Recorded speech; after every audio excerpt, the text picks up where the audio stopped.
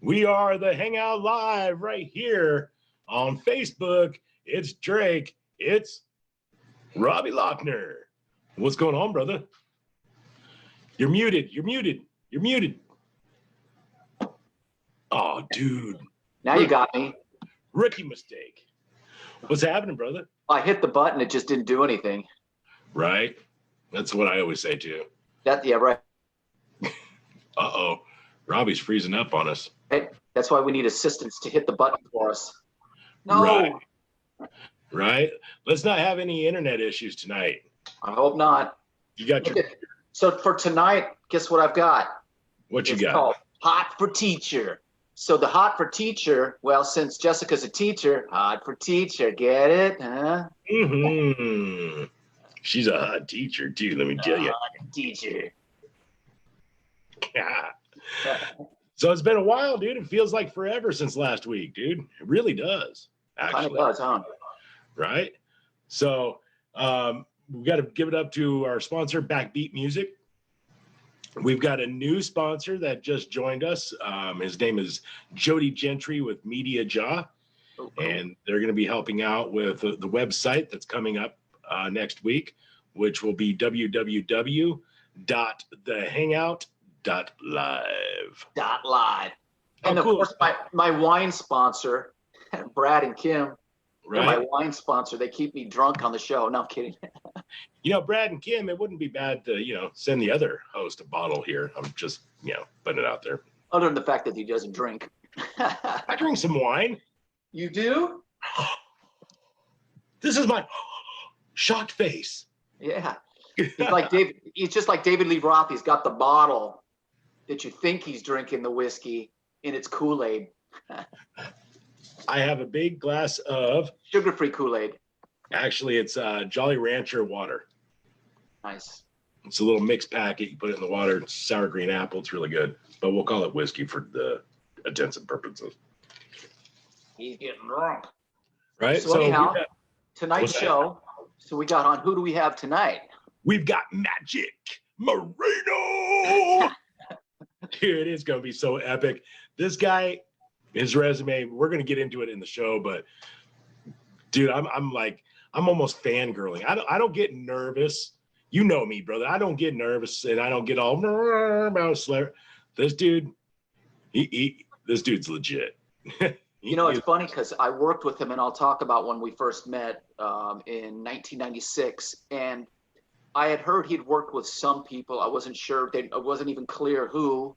Yeah, he's worked with some national artists. Okay, cool. Yeah, I know. We've got. And the only way I found out, and the truth, the honest truth, is we were recording in his studio where he's at right now. It's in his house, and we were recording. And I looked on the wall, and I see this album with his name on it, and it's Barbra Streisand. And I was like, oh. So you worked with Barbra Streisand? Oh, wow. Yeah. And then look at the next one, another platinum album, and it's Eric Clapton. I'm going, oh, you work with Eric Clapton? Oh, yeah. I was like, really like, yeah, no big deal. Not that, oh. Well, guess who you're working with right now? Robbie Lochner. Right on, brother. So, hey, people stick around because at the end of the show, we're going to announce the winner of the autographed t-shirts, that the Hangout shirt, that you can actually buy these shirts, but this one has been autographed by everybody, including, it's you and me and Morgan Miles. Oh, cool. So how cool is that, man? So we're going to give this away at the end of the show for hitting 2,000 likes this week, and I think we just get right into it, shall we? Let's do it. Let's bring Magic in. Let's bring Magic over. Ding dong. There he is. Hey, Magic. He looks incredible. Hello. Hi there. What's up, brother? Sorry to be out of the room at the quintessential moment. I kept checking back. Got to fill the glass up every once in a while. Indeed you do. Indeed. Magic, I appreciate you, my brother, for coming on the show tonight, man. And we're so blessed to have you on tonight. I appreciate that very much. Well, thank you very much. I appreciate the invitation. And Robbie has been my brother and soulmate for years and years and years. And it's so good to not only see him in the flesh and blood, but also to to hear, these are great, great programs you guys are putting on. So it's a real pleasure to be a part of it. Thanks, brother. Thanks. So you're sitting in the studio there. Are you doing work currently? Yes. Kind of concurrently, I'm mixing 3 albums at the same time, kind of. But they come together in different ways. One of them has been going on for a year, very slowly coming to fruition. The other one has just, all right, here, we're doing it. The songs, boom, boom, boom.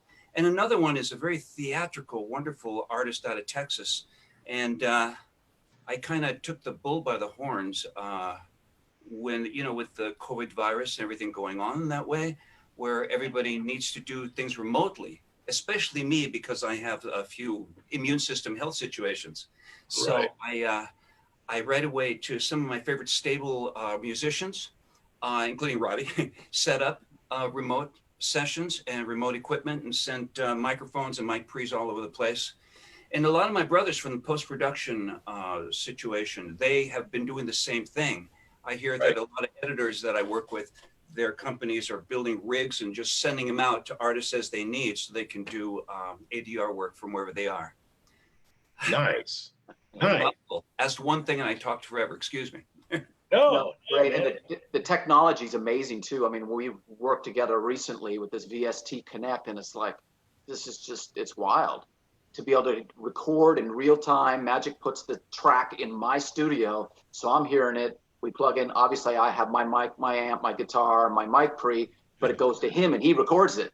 I don't, it's not going through my Pro Tools. And that's really, really great. It's great innovation. But, I see there seem to be like 3 or 4 different flavors of this, because when Steinberg first came out with that software, it didn't quite work right. And every time, excuse me, Steinberg guys, if you're listening to me, sorry about this. But, they always say, well, we'll send it to Germany for them to take a take on it. Well, a year and a half later, nothing happened. But I was able to, finagle it through different ways to do it.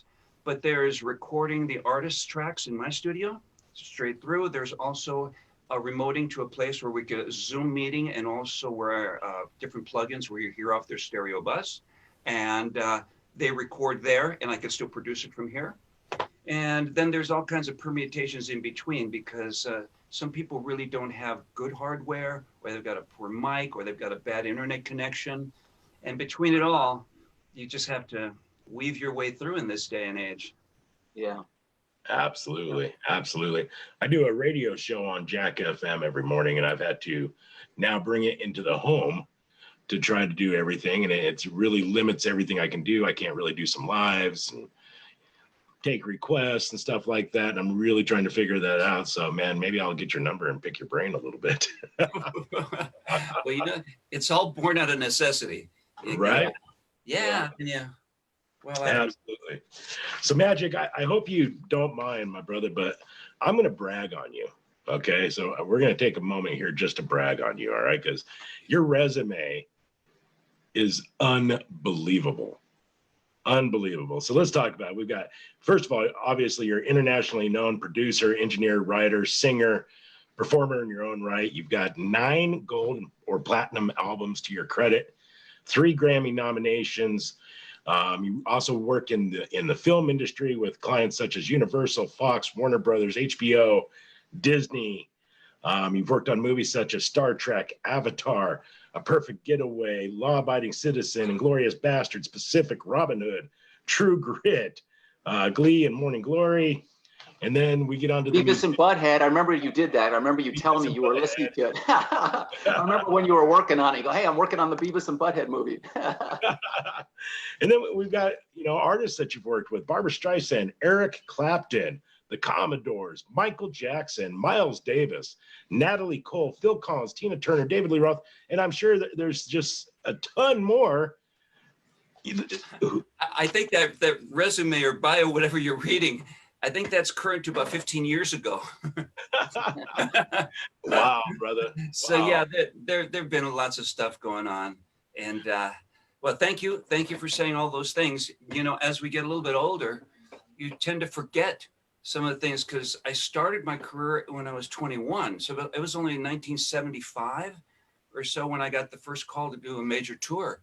And I don't even remember some of that. I remember I was on a payphone for that call, and my son was being born in the 2 rooms down. I was in the hallway at the hospital for that gig. So it's like everything kind of becomes a little bit of a blur. But, you know, to hear you say some of that, you brought back a lot of great old memories. So who was the tour? Who was the first tour you did? That was Aretha Franklin. That was the Washington, D.C. leg, that part of the country. They had been traveling with, I guess it was 12, 4, 2, and 2, a string section. And they didn't want to pay for everybody to go to this sequence of gigs. So the ARP ensemble, remember right after Moog came out with like the 2100, 2400, and then ARP came out with the new ensemble that could actually synthesize strings. So they gave me a stack of string charts and said, would you please come synthesize the strings for us? Wow. And, yeah, so that worked out really nice. So for what I remember talking to you, you had mentioned that that's how you got your start into mixing because Aretha gave you tapes to mix or something. Is that right? That's what I remember you telling me. Well, how you transitioned into that. That was a little odd. Yes, it did. It transitioned into that because she came in one afternoon and asked me to put up a couple of rough mixes. But in order to do that, you have to understand why I was there at the studio to start with. Are you sure you're up for this little? Yes. I'll try to make it. Yes. No, we want to hear it. So yeah. All right. So just coming out of the Mitchell Singing Boys, which is a famous choir that I started from, well, I didn't start, but I was there from 8 till 13 years old. So we toured a lot, did a lot of motion pictures, radio, and whatnot. So I was kind of a showbiz schooled kid on the studios. So I got out of there with a really big head, thinking that, hey, I could be band leader, I could do anything I needed to do, and right away, because that had been my whole life at that point. So I got into normal life, and at like 14, 15 years old, first bands, I had all the musicians in the area of West Los Angeles. Stuff was going on, but one of them was a dear friend that is passed away now. As a matter of fact, I went recently to Tony Alfree's memorial service. Charming, wonderful guy, played bass. But his father was the accountant for H.B. Barnum, who was Aretha's music director. So I also had an electronics degree. I kind of, through my years in high school, I went to Ogden Electrical, and I got a degree, and so I got hired to help put in the console there. So once that was done, Aretha happened to come in and said, Magic, what do you think? Can you put this up for me? I want to hear what we did here. So, you know, being a musician, you know where the drums and bass and guitars and things ought to be. It's like a no-brainer, but I hadn't been an engineer. Prior to that, I started engineering with 4-track cassettes and 2-track cassettes first, where I'd record the group on the 2 tracks, mix it to 1 track of this other 2-track cassette, then record on the other one, and then take those 2 tracks and mix them back again. That was my form of overdubbing prior to like the TIAC, you know, for sound on sound, real machines around. And so I put up a good mix, and that was the start of an assistant engineer in records at that time. Wow. And that's how that came to be. At the same time, I also got into post-production as well. And that was through, it's Evergreen Studios, but it's not Barbra Streisand Studios. This was do you remember these studios in Burbank, Robbie, where it was called Evergreen? It was a film scoring studio, but it wasn't associated with Barbra.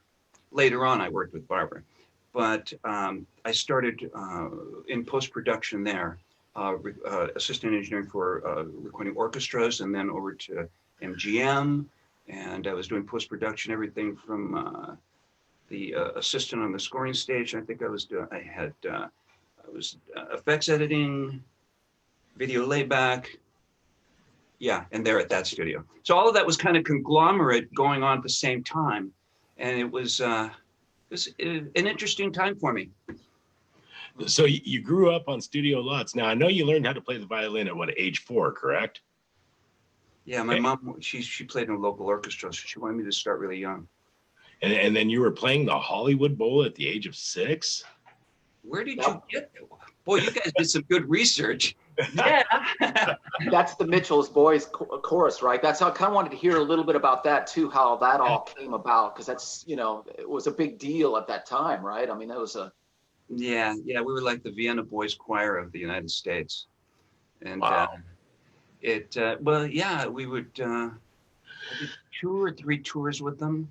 And so out of the year, you were touring 4 to 5 months and schooling either on the studio sets or on the radio sets. So I remember KFI, I was a regular thing, but you know, you get attracted to the things that you like to do as a kid, and not so much standing and sitting and waiting for them to shoot a scene or that stuff.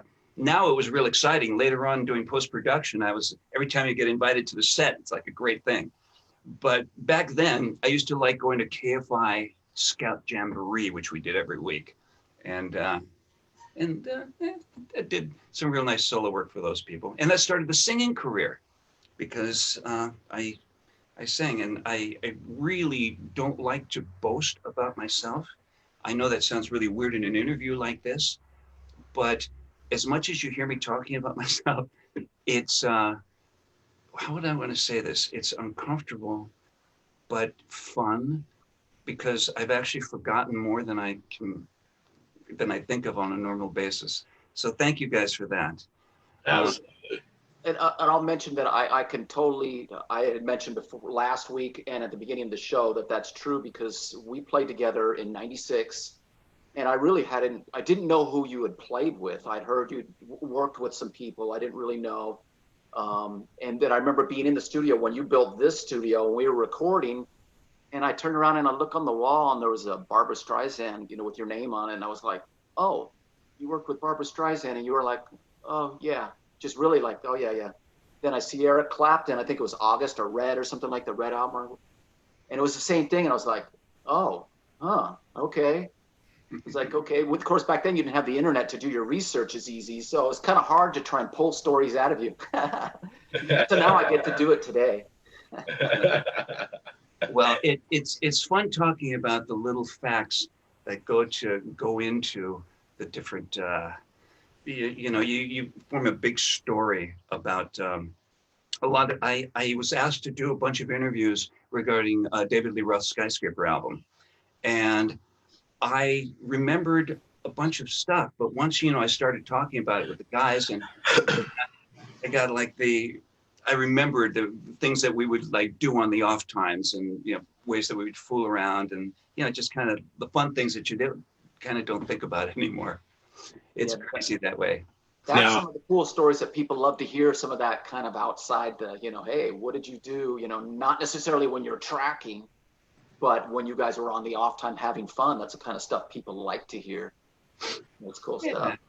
Well, in as much as giving people what they like to hear. Yeah, right. Robbie, you're one of those people. I mean, I know you guys been doing this show for a while, so you know of Robbie's expertise. But just to change the focus, he spoke about Treason, the group that Robbie came to play with during the 90s that was there.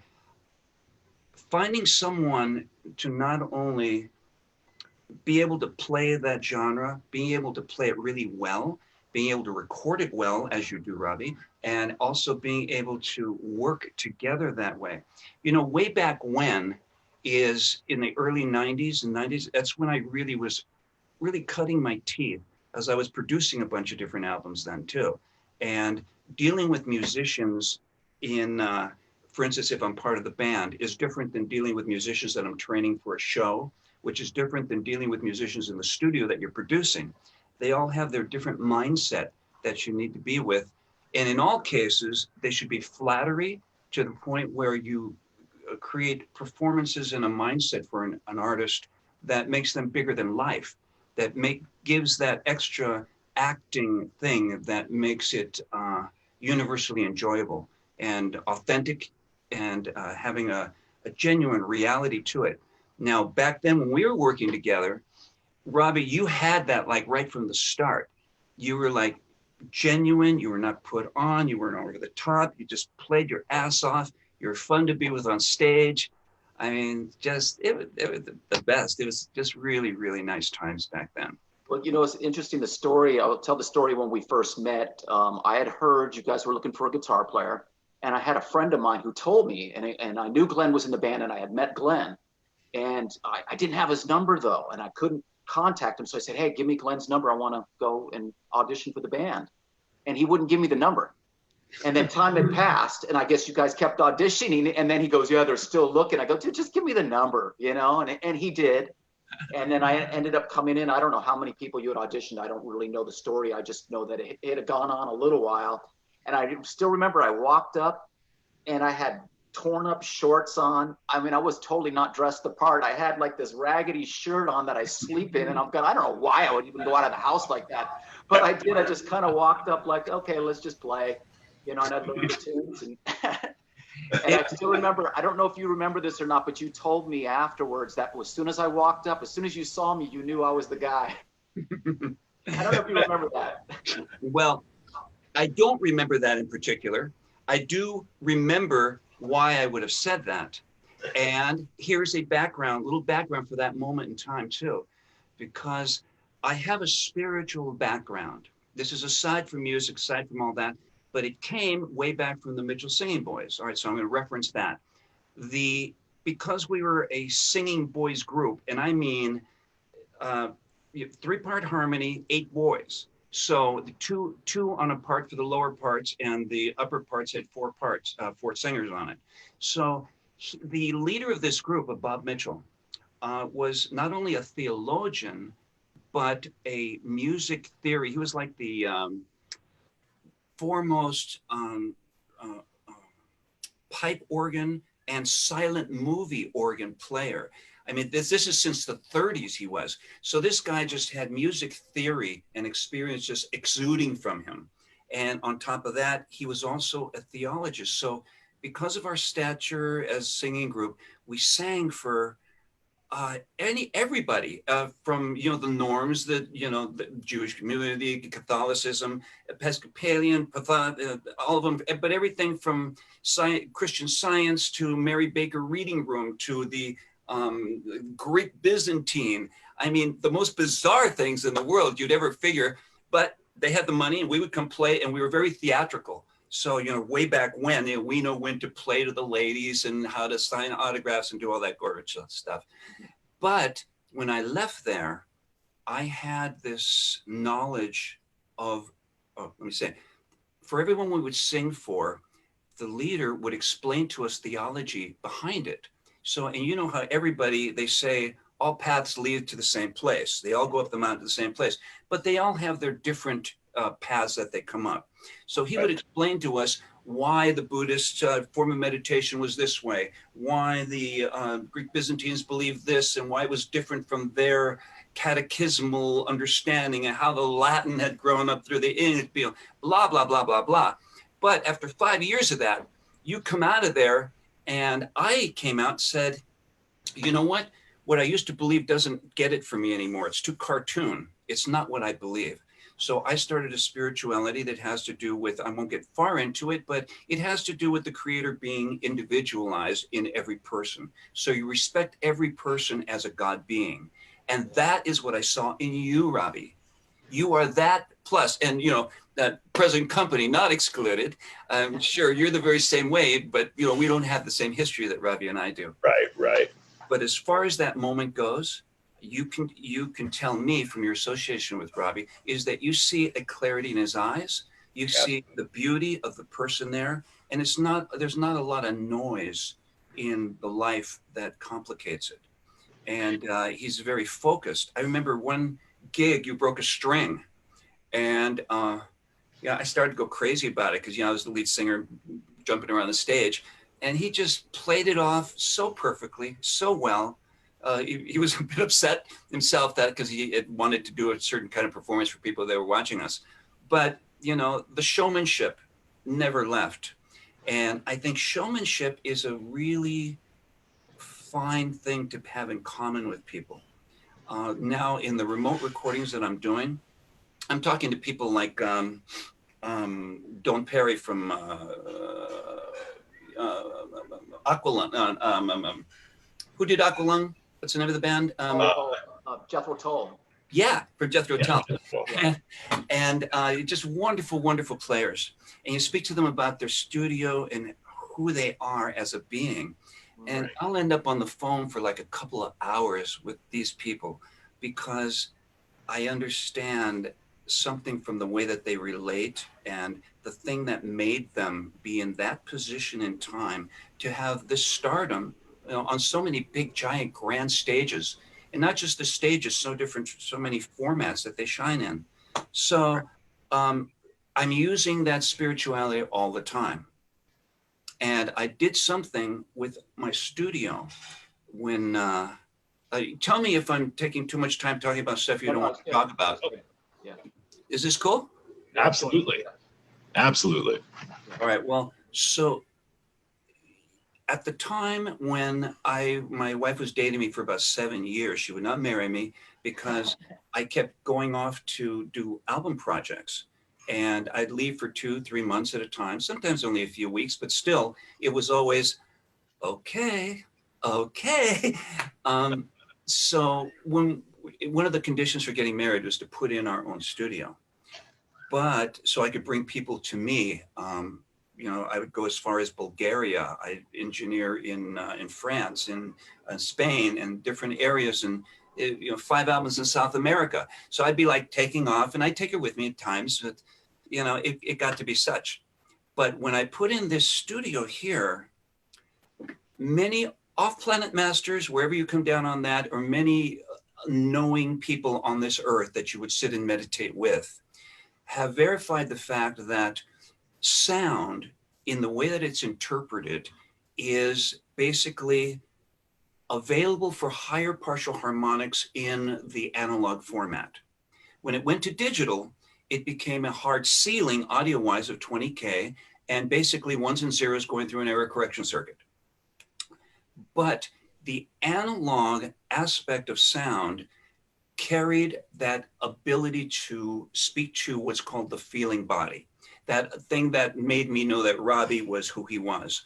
That body that surrounds all of us, so that you can hopefully tell about me that I'm an enlightened person, or at least a nice guy. And which, forgive me for taking that liberty with myself. And in the digital format, there is what's called the Nyquist limit of the sampling rate. And it's basically half the sampling rate. And that is basically what your digital machine is working at. So at 192K, which we're familiar with, the broadband Nyquist limit is around 100K, which these masters have verified is the bandwidth of your feeling body. You know, we're electrical beings. So this transition that goes between physicality, atoms, down to the microcosm to planets, it's all an electrical system of sorts. And they had verified that recording at 192 for spiritual projects that had great alacrity, elegance, but belief and reverence, and things where the artist would go through rapture, go through ecstasy, you know, having that experience, right? They would get that out of it. So I started I did that at great cost back then, you know, in 1990s, having everything to work at 192K was not possible. No reverb systems worked at that point. And so you needed really monster machines to be able to do everything the way you wanted to. So you do a mix of, you know, 225 tracks at 192K, you got a big file. Oh, yeah. And so I had various machines. Now that's all a little bit different. But my point is that these spiritual people, they would verify for me that they got tears when they sang with tears. They got the output reflecting what that input was. And, you know, it's arguable because, you know, engineers, they would say, well, wait a second, it's going to go to CD, it's going to go down to 44, 124, or 16-bit anyway. Well, I, of course, went back to different masters and whatnot, and they said, no, it attaches as a carrier frequency. Once it's there, that's what it is. It becomes part of that occurrence in the universe. So long story short, it was when I put in my studio, it was real expensive. And she had to love me a lot. And we were coming out of the era where you could do an album for 40 grand or 60 grand way back in the day. Right. Now you engineer a whole album from start to finish, and you're even with producing it, you're lucky if you're like 25 grand. It's like it's just things have changed. I got to teach a bunch of people throughout the years, and oddly enough, records is very different than post-production audio. I started, remember I told you way back in the 75, 79, 80s area, I was in post-production audio, Evergreen to MGM, they became Bennett, became Lorimar and Viacom, and then I was at Tadeo for years and years. You remember that, Robbie? Oh, yeah. Then everything from, God, I forgot where I've been. Paramount, I'm forgetting these great people that. Capitol? Were you at Capitol too? Was it? Yeah. I was at Capitol, but just mixing records over there. Oh, okay. Yeah, I wasn't on staff. Record studios I was on staff was like Ocean Way, Evergreen, various other places for here and there, but mostly everywhere else I was just bringing projects in and mixing. Well, one thing that always stood out to me, it's a comment you made to me years ago relating to that, and I use this with artists when they come in, is you told me, how do you get somebody to smile on tape? This is the example you use, and you go, you smile while you're doing it. And I go, I always kept that, so I use that when I'm working with somebody, and it's exactly that. You're trying to make somebody sad, be sad. You're trying to make somebody happy, be happy. You gotta be those things in order for people to feel those things. I mean, the melody itself, of course, is strong, but you gotta have the emotion put out to make people feel that emotion. That's true, and that's true. And there's something that you're saying that relates particularly to not trying to follow a fad, because when it's your emotion and when you're having a genuine interpretation of what you're doing as the artist, that is not something, you wouldn't do that by going, hey, the current record is going, hey, hey, hey, hey, hey, so I'm going to go, hey, hey, hey, hey, hey. No, the authenticity is them being them.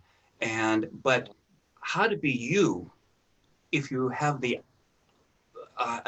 self-deprecated mindset that somehow feels like, oh, I don't know, I'd love to be famous, but how could I be? Or how could somebody like me come from where I come from and get to there? Or who would pay attention, blah, blah, blah, the endless stories. Right. So it becomes a real mind type of thing. And this is where I enjoy it. I enjoy talking to somebody and not just saying, we need to put the smile on tape. Yeah, that's very true.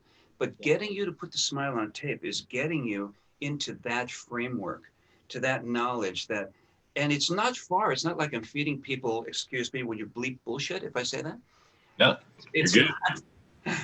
Not, it's not the getting people to that point that's hard, because think about it. You can explain to somebody just uniqueness in such a profound way.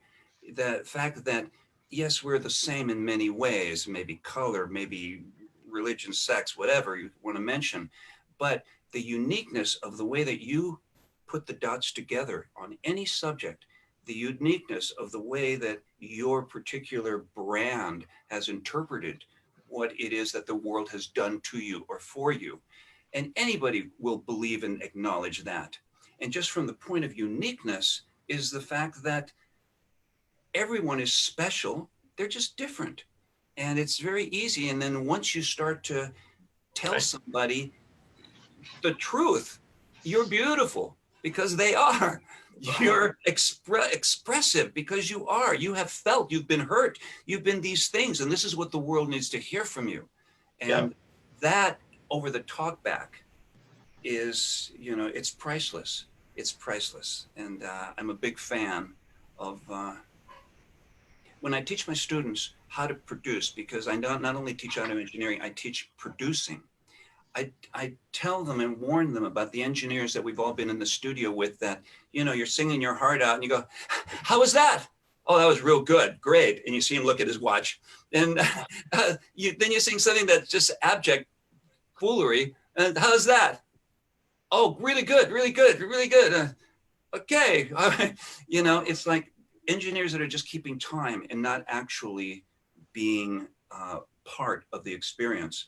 Right. I know we all have stuff there, but that's really, really keen. That's part of being invested in the artist, part of being invested in the playfulness, you know. Right. And you know, it's not that there isn't, you know, good opportunity to fool around. I mean, back in the 80s, 90s, if you were on a project with two engineers, and you know, there were so many drugs that were going through the studios in those days, and I got the opportunity to learn from like some of the best. I mean, really, some of the best.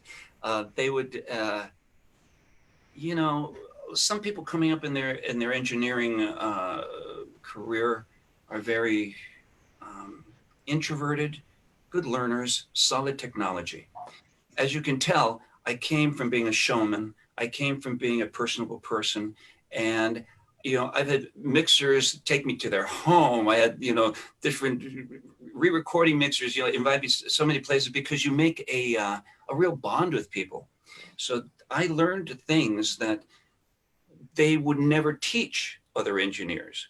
I learned things that they would just, you know, over a glass of wine be going, and, you know, when I might, you know, something on the order of Jimi Hendrix or Clapton or whatnot, or, you know, anybody, the greats, I would do this, but people don't know that I always add this, or I would put this in the signal chain, or, you know, I would always put these type of pads into the circuits, or, you know, just all these really, really important things. And it was a real dichotomy from the post-production audio. First of all, I would work a union job there, but through just luck of the people I'd work with, they would let me out for 3 months at a time to go do an album. Boom. I'd like, you know, take off to Caracas and I'd send them stuff. And sometimes, you know, well, I would bring them favors or whatnot. So it worked out okay. So that I would be let to go again and again. Things would happen where I did a 3-record set in Spain and the thing went long. I had 27 cuts to do and they had booked me for 3 weeks. And, you know, I'm telling them, okay, that's like a mix and a half every day to get through this amount of songs. So I would set up, I'd engineer 16 hours, have them take me back to the hotel for 8, pick me up, do 16, 8, 16, 8, whatnot. But it got so weird that I would be going to start my day at 3 a.m. and, you know, finish at, you know, midnight on that very same day. So things were weird that way.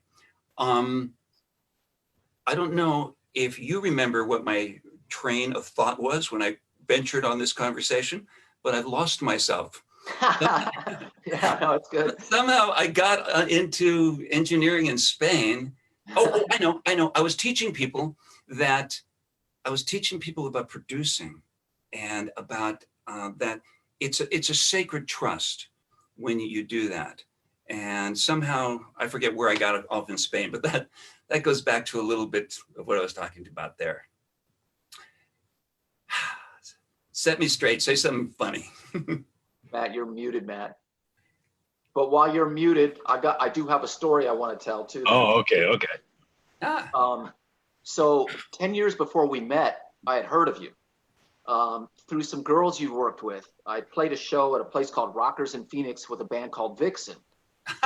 Janet and Jan and Pia and Roxy. We did 2 nights with them where we played, I think it was an hour and a half, and they played an hour and a half, and then we played an hour and a half. And that night, they gave me this cassette that you produced. I Hey, don't think you can see it, but it's because I can't get it up there. But it's what are the titles on that? the titles on this are "You Ought to Know," "Leave Me Alone," and "Keep Me Wait" or keep me waiting. Great tracks. I mean, I absolutely loved it. I was going, this stuff is fantastic. And they told we love this guy. They're talking about, Magic. And I didn't put it together until 10 years later we met and we were playing together. And somehow they came up and you told me you produced some and the light bulb went on and went, oh my God, that was you they were talking about. Wow, what a small world, right? How it just, the energy kind of pulls you together. But I know you had produced more songs than these, but I loved these tunes. And then when the album came out, I think only one of these tracks made the record, and it's not as good as what's on here. I used to listen to this a lot. It was really good. That's a great story. That's a great memory too. And you know what?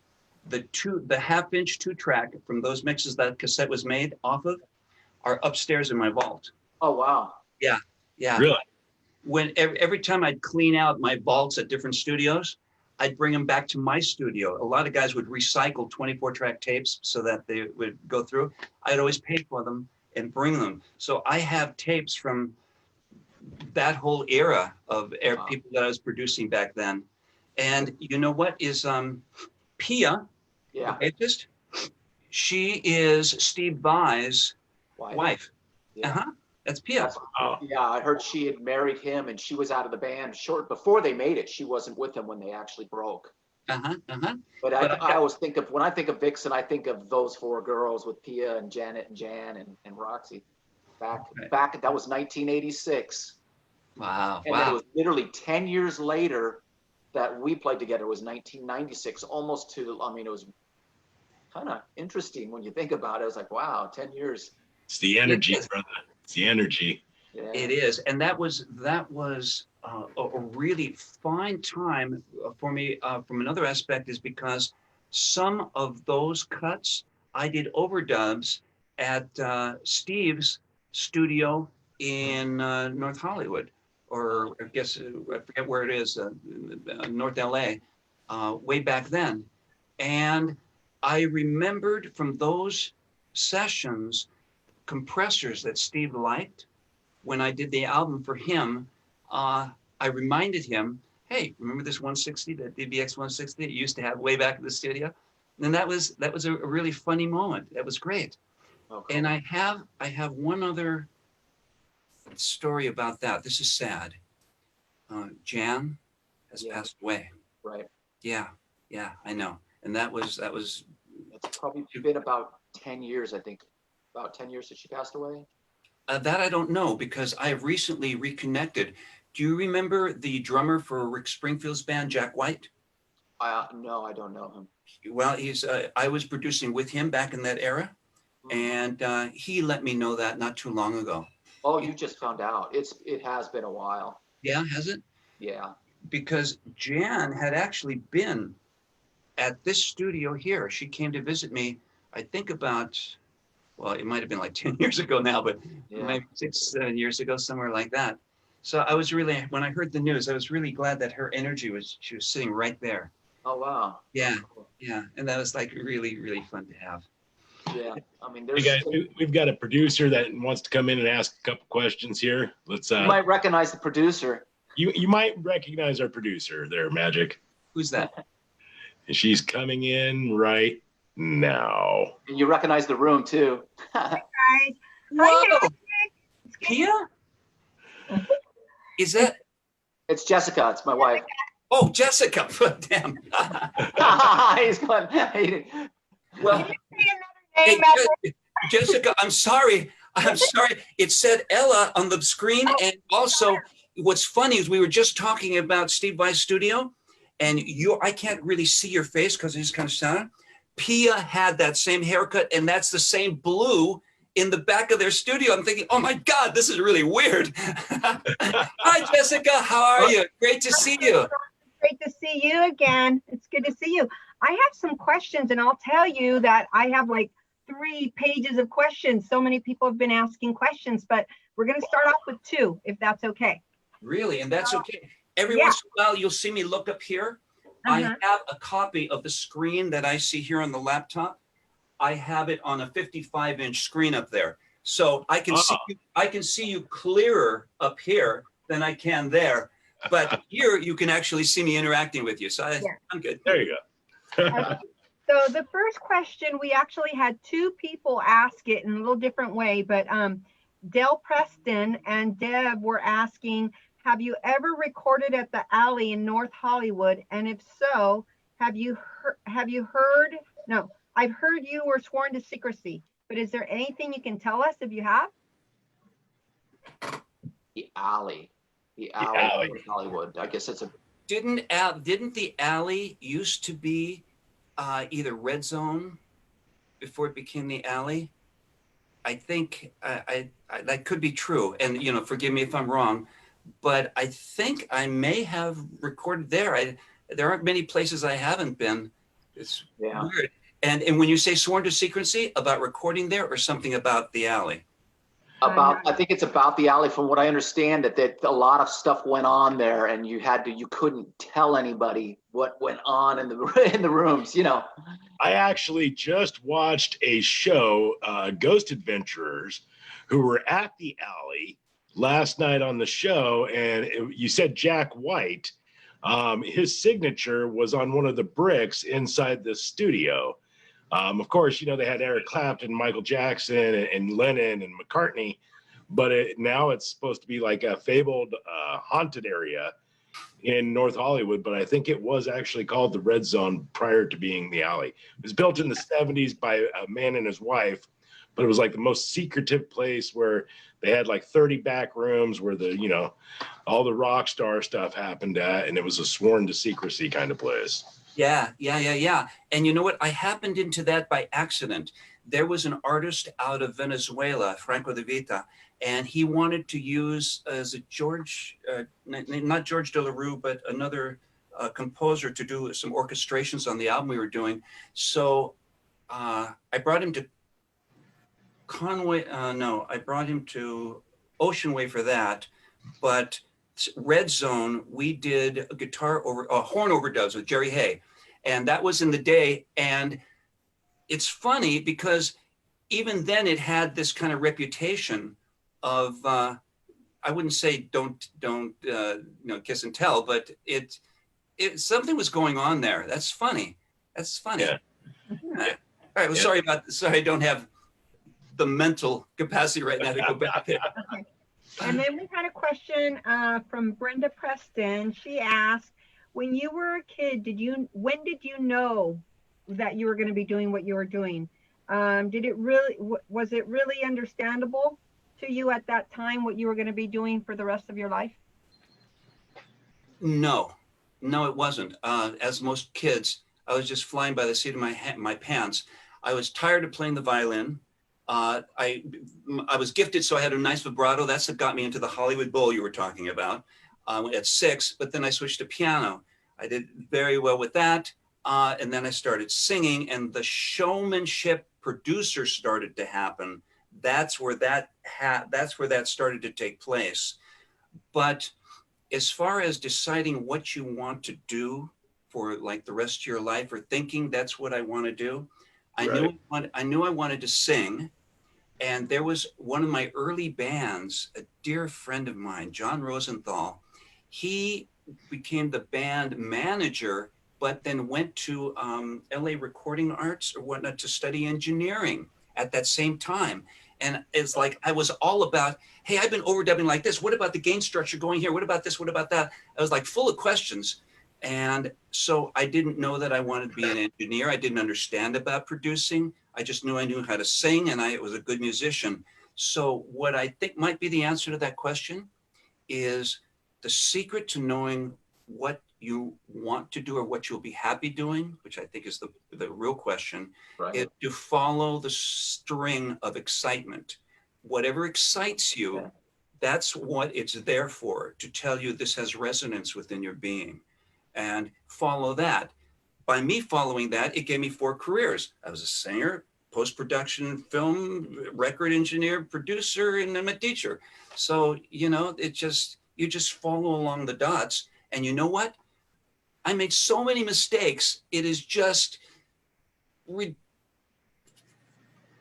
whoever's got their eye on me has really kept in touch with me, because through it all, I ended up doing really, really well at just about everything that I tried. You know, we've all made mistakes we wish hadn't done, but I am really so very lucky.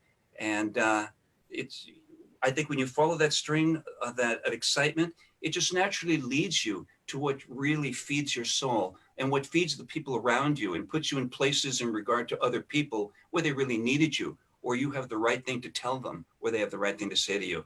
Okay, go on with something else. Is that what you had for now, For Jess? one more or later? Yeah, give him one more. Give him one more. So Mike wants to know what part of your career has been the most rewarding? Because you've done so many different things, so many, you know, there's teaching, there's producing, there's playing, you know, there's just, you know, so many things to look at. That's a tough one. I'll tell you from my perspective now, maybe the people would want me to make a choice and say, oh, it was engineering records, or you could say it was performing on stage, whatnot. But for me now, the most important thing that I really relish is that as a producer, my son, Christian, even as he was growing up, I gave him the opportunity to play the piano, the opportunity to play the guitar, the opportunity to see things in production, the opportunity to really understand all these things, thinking that they were probably part of his DNA. And sure enough, he did. He picked up out of that. He's become extraordinarily talented improvisationalist for jazz saxophone, playing all the saxophones. He's an incredible rock drummer. I mean, just, you know, has got the ideas and the knowledge of a pocket and where to push, where to pull, all the intricacies that come from years and years. He's like somehow knows this stuff. It's great. So one of the greatest, I think, satisfying things for me was to pass it on in a way that I knew was in a way that I thought was the right way to do it, and see it work out. That's what's satisfying. Wow. Thank you. Thank you so much, Jess. We'll see you here after a bit. Okay, thanks. You don't recognize that room, Magic? You stared at it for 16 hours straight one day. I recognized it up there. Oh, okay. So Magic, let's talk about some of the names that you worked with. I know there's a lot of comments of people saying that they, you know, Michael Jackson. How was your work with Michael? How was your interaction? Well, working with Michael was in a different sort of way, because Michael was producing the Jennifer Holliday project at A&M, and I was working with his long-time. No, that was Sergio Mendes was doing something else. No, he was producing Jennifer Holliday, and he was like just sitting. I don't know. Do you remember Studio D at the back of A&M, where the control room is kind of not deep. It's a little shallow. And he was sitting kind of in the back going, yeah. Oh, yeah. Let's try that. And just basically producing the track for Jennifer. And Right. Nicest person in the world. Gentle, laughing a lot of the time. It was like he didn't need to be there, kind of. He was just like cheering her on. Almost everything she did was just fine and just perfect. I think only once or twice did he ask her to do something a little bit different. And it was one of the joyful moment for me. Right. Yeah, I mean, you know, Mike, his signature microphone that he would love to sing on was a Shure SM7. And that's what his longtime engineer, Bruce Swedeen, who I got to do projects with, used for him. And when he came in, was trying to feel the ideas for that, and he laughed that I remembered these other things from, you know, his other engineers and places that he'd worked at. And I loved him. It was really fun. Wow. And wasn't there something to do with the summer record? That's what Bernie had told me once, that you had worked with him on the summer record. I'm not even familiar what the summer record is. Maybe that's. Yeah, that was another time. That was the Summer Love album. Okay.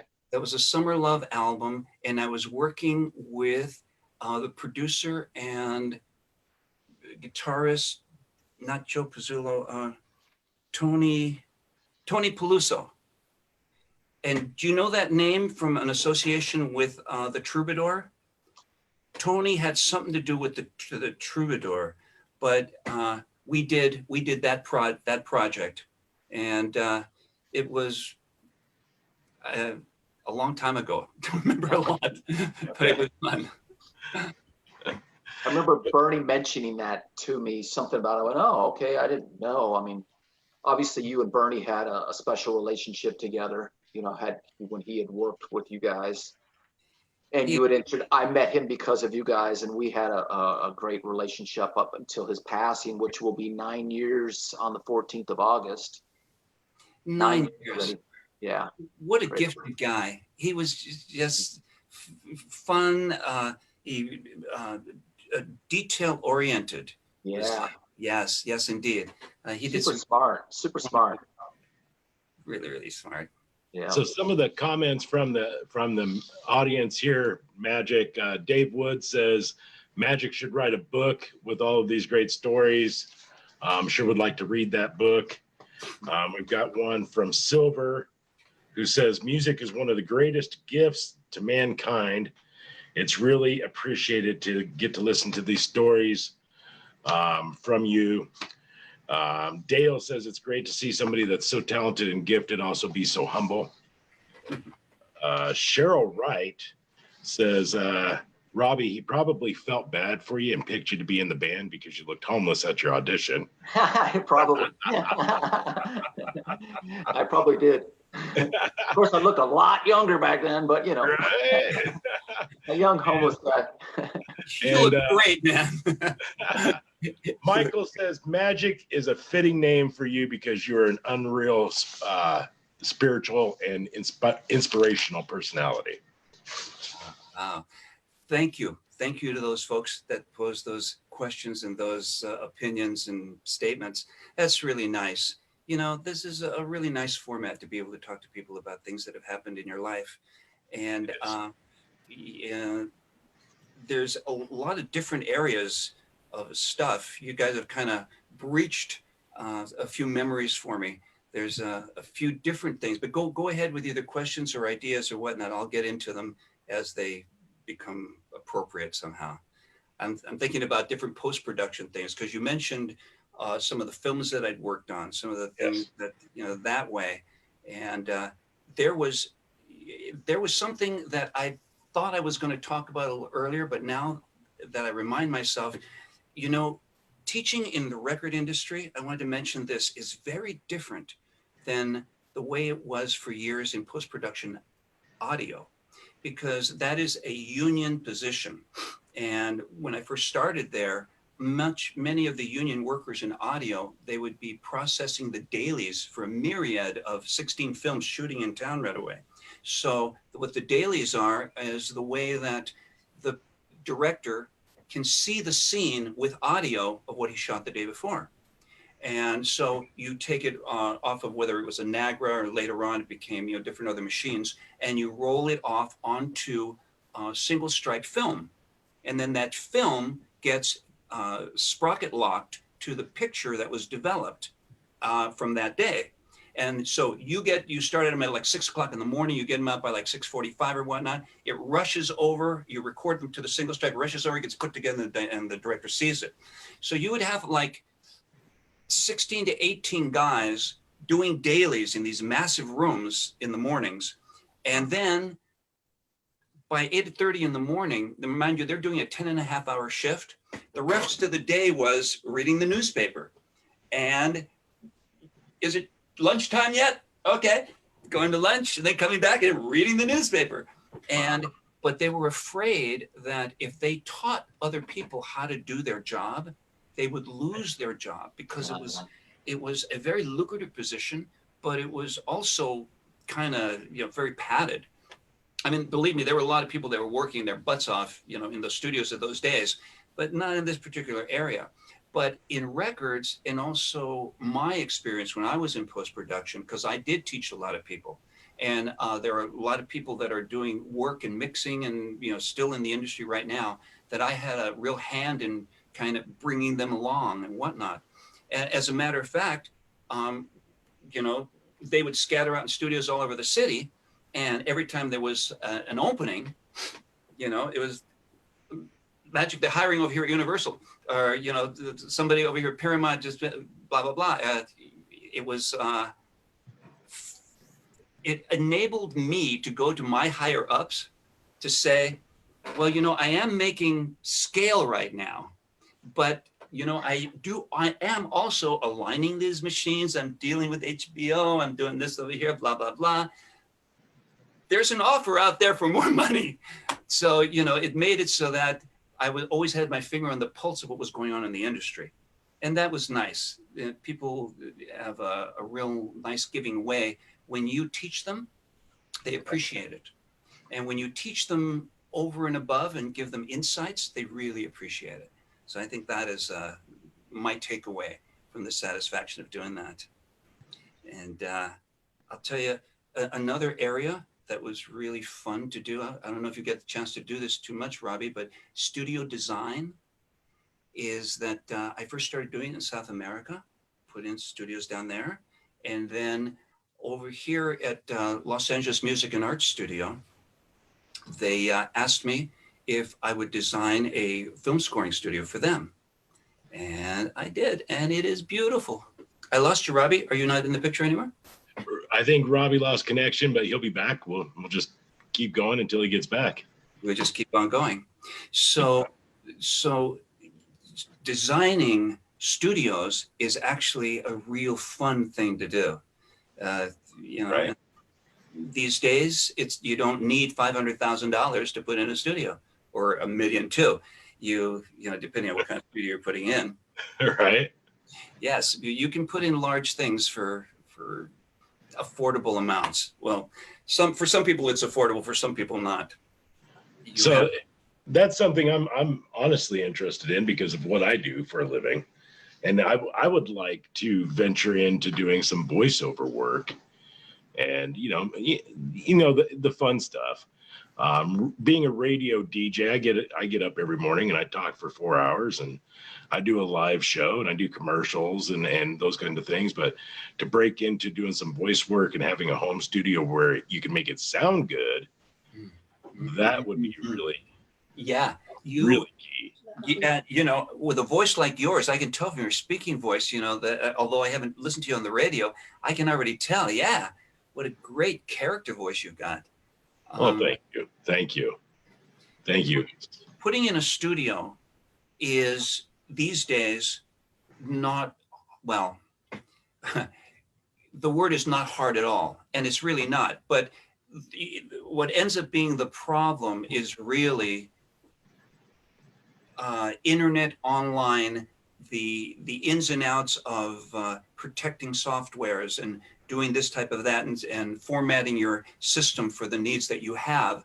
But getting that under control is not too hard to do. And you could set up a studio for voiceovers.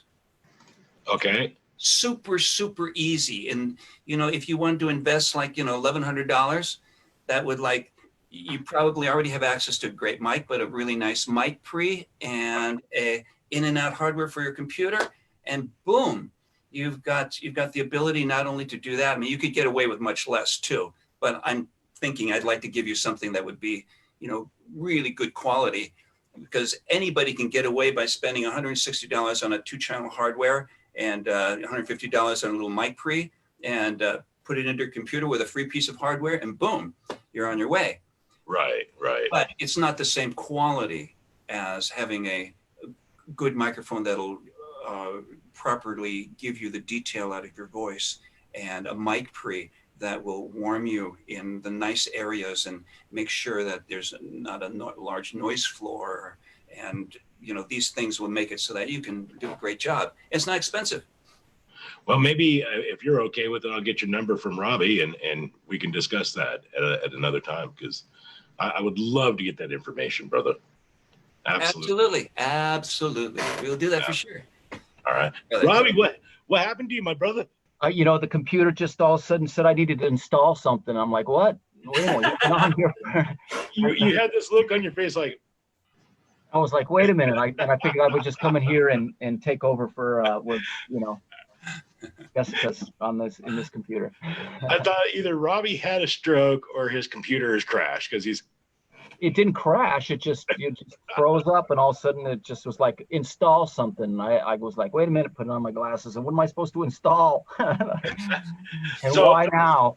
right. So Magic, I want to go back a little bit to the spirituality and positivity and stuff. And obviously we live in an era where we are just completely drowning in negativity and I don't want to go into politics, but there's a lot of hate being pushed right now. And everything I do, I get up every morning and I check my pre-scripts for my show, and it's, you know, coronavirus and COVID and Trump and negative and negative and negative and negative. And before I get onto my show, and I work for Jack FM, so my shows are supposed to be like, hey, it's 103.5, it's Jack FM, and blah, blah, blah. And I get on my show and I'm like, you know, and it's so draining on your spirit and on your personality and who you are, you know, and I try very hard to keep it upbeat and keep, you know, a smile and to drive some positive information and some real information. And then I end my show every day with, you know, I say one love, one family, bless you, we'll see you tomorrow. So how is it that you can keep that inner light shining as bright as you are in an area, in a time where there's everything trying to extinguish that? Man, I hear your question, and I feel what you go through, and bless your heart for turning it to be able to project that positivity in a time, like you say, where if you really look, there isn't a lot to be positive about, but that's a perspective. Let me try to say something to you that relates it to music or to the producing of music. And that is that if you look at all of life as your sounding board, now this implies a mental position that says that, yes, I acknowledge the creator in you, because we are all the one, and I acknowledge that he is part of you. And then you go forward to say, and even your personality can't mess that up, because you are perfection. We came from perfection.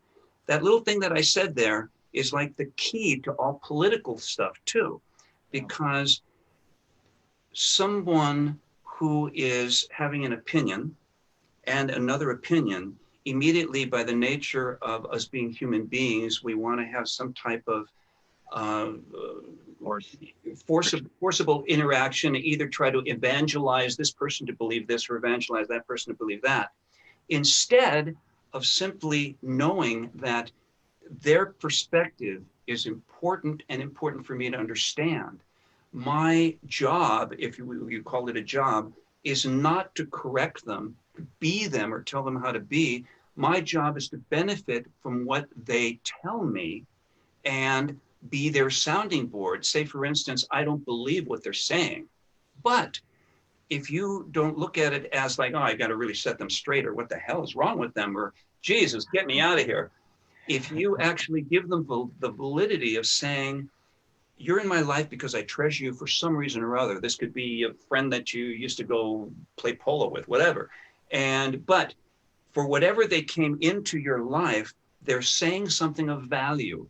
And by listening and not waiting to speak, you know, many times when we have an opinion, they're saying something, you're going, just waiting to say what you have to say, because we all wish to express what we know. If you could just take it down a step and settle into that, you do know, and I totally know. And in my total knowing, I brought you into my world to tell me what you have to say. Not for me to correct you, not for me to help you with it, just simply to interact with you, you know the theory of tit for tat. You want to have a conversation with a girl in a bar, offer something. If she offers something back, then you offer something, they offer something, and it goes back and forth. Yeah. Well, the same thing with life is that exact same thing. There's this killer album that I just finished mixing, and they're wonderful people. Now, I won't get into it because there's a certain person there that I disagree with about politics. Okay. Now, right at the mention of disagreement, it started to do this combativeness type thing until I completely explained to him that I need to understand what you have to say, why you think this and why you think that. And I got it all, but he didn't ask for what maybe I thought about it. He didn't ask for what my perspective was on it. So therefore, it told me that I don't need to hit him over the hammer with it. I don't need to tell him what I need to tell him. He was just simply there to play a part on my stage. Therefore, I totally got what he said.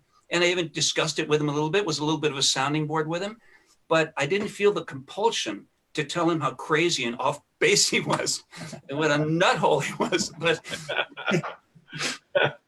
right. But does that kind of speak to what you're talking about?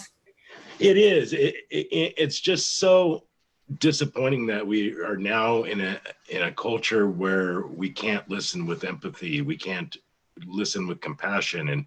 And like you said, where, I may not agree, let's say with Robbie and I, we talk endlessly. And there's sometimes Robbie will say something and I'm like, yeah, I don't really agree with that. Or I'll say something and he's like, yeah, I don't really agree with that. But you don't chastise them. You don't tell them, you're way off base. You don't do any of these things. You try to build a partnership and to say, okay, well, I wouldn't have seen it that way, but I can understand why you see it that way. So let's try it. Or let me bend a little bit to where you're not going to bend it. And this give and take. And we don't do that anymore. It's just, oh, you don't agree with me? Well, you're an idiot. Hate. And that's true. Now picture yourself at a piano with Robbie. And now he's trying to show you a chord structure, and you're trying to write the melody to it or the chorus leading hook line. And He says he'd like to do this. And you say, well, I thought it should go like this. And you both understand what you each want. There comes the sounding board part. And my typical would be, let's try it your way first, because we'll both know when it's the right thing. Again, you trust that the universe is always there and acting on your behalf. And, deeper into my thing is that every thought is a command to the universe. And so producing is actually life. Producing, and I teach my students this, it's dealing with your parents, it's dealing with your co-writer, it's dealing with your teacher. Producing is dealing with your little sister. It's the same thing. It's trying to realize the best out of them that they could possibly be, instead of trying to hammer people down. And remember how we started our interview? I said I don't like talking about myself. What I didn't say is that I understand this is Los Angeles, and that unless you toot your own horn to a certain extent, you won't even come on the blip on the screen at all. Yeah. So there is a weighing of that. And, Phil Collins told me something very important. He stood there. This is after the album that I'd done with him. He came to Todd AO one day. I was just telling somebody this the other day. And I was coming out of the video layback department up to the front where they put things that are going to leave the studio. And I was just, just in the middle of it, just kind of flat on the floor. And I look up, and there he's sitting there. And I swear it was the same shirt that he wore at the session over at Ocean Way. And he's just sitting there looking at me like this. And I look up, and I didn't recognize him at first. And Phil? Well, it's about bleeding time, Magic. What the hell? He becomes small to match the degree of the person that he's with. It's immediately either joking or, when you have your finger on the pulse of who you're talking to, you can tell it's that feeling body thing. It's where you know somebody's lighthearted, or you see somebody and they've got anger in their eyes. You know, all right, I'll see you later, type of thing. But people, and I think that makes you memorable. That makes people remember you because of your ability to be in somebody else's world, to actually go in and feel what they're feeling. I hope I do that more with my wife than I as much as I talk about it, because I could just see her going, oh yeah, you were really trying to hear what I was saying at that point, weren't you, Magic? There's always got to be one critic, right? You know what's interesting? I got another story I want to tell, because I've never told you this before. But and before I go into it, I'll preface with right now with everything that's going on. You know, I know people are really panicked and stuff, and for some reason I've been really just calm through everything, going, okay, you know, I'm not working like we've been working. Normally we're out touring and making money and everything, but the universe provides, right? So it has provided. And going back, let's say 20 years, maybe whatever it was, I remember one time, I mean, I was like, I used to month barely make it. I'd have like $3 in my account every month. Oh, it's like, oh my God, $2. One month I was $100 short. And Magic, you hired me for a session and paid me $100 and made my rent. I never told you. I was going, oh my God, that's exactly what I needed, was $100 to make my rent that month. And it was like, you gave me exactly what I needed. I came in and played not expecting to make any money. And you said, hey, I'm going to give you $100. And I was like, oh my God, thank you. Rent's due tomorrow. And $100, you know, and it's just incredible. So like, and then now moving forward, here we are, you know, 20 whatever years later. And then, you know, you hired me for that other session. And it's like, each time it's like, oh, you know, hey, it's just what we need to make the mortgage. That's the extra boost we needed. And through this whole time, for these last 6 months, I've just been surprisingly calm about it all, going, you know, it's just works out. Something happens every month that is like, okay, we got our mortgage payment, we got this, we got that. It's going to come from where, I'm not sure, but it's going to come, and it does. But I want to thank you for that $100, because let me tell you, at that time I was more panicked. I was like not calm like I am now, but I was really just like, oh, what am I going to do? And I think it was an acoustic session on something you had going on. And well, forgive me for not paying you what you were worth. I'm sure $100 was not valuing you correctly. So I'm listening to this and going, Magic, you cheapskate. What the hell? No, to me, it was like, I couldn't believe I walked out of there going, oh my God, I got my rent made. I didn't know how I was going to make my rent. And I was like, and not only that, but then I also, you were using the KM 184s, the Neumanns on the acoustic guitar, and the way you mic them. I always remember that because I was using those. I bought those same mics years later. So I kept in mind, oh, he mic'd this one, the 12th fret, this one over here. And I was like, oh, that's how Eric Clapton, you did for Eric Clapton. So I thought, if it's good enough for Eric, it's good enough for me, I think. Right? Oh man. And to your larger point is that something as serious as what's going on right now, you say you've got a calm that's happening for you.